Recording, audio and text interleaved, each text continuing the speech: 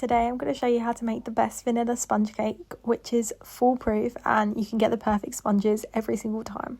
This recipe makes 8-inch 2 to 3 layers of sponge, depending on how big you like your sponges. So the key to this recipe is I always make sure my butter, sugar, eggs and flour are all the same amount of grams. For this recipe I added around 440 grams and I got 3 layers of 8-inch cakes. I always use Lidl baking butter and it always works great for me, so I don't really need to buy it stock and spend more money on it. And cream together my butter and sugar until it goes light and fluffy.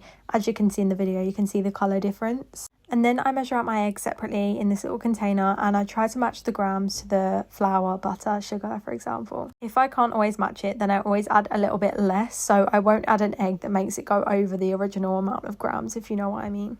I then add in around 3 at a time and it makes sure it doesn't curdle straight away. The mixture will curdle eventually, but it will all be brought back together once you add in the flour, so do not worry. I add in my vanilla extract and I just eye it because I'm so used to doing it.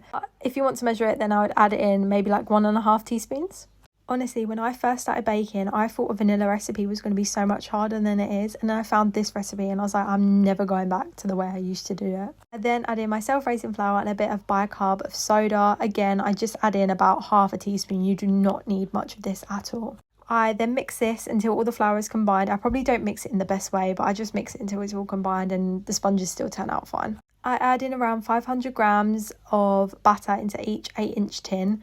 And if you're using 3 tins, I would add in maybe 400 in each and you still get perfect sponges either way. It just depends how many layers you want to do. I accidentally went a bit over with this one and added 600 grams, but doesn't matter too much. And put these in the oven for 35 minutes at 180 degrees and you will get perfect sponges.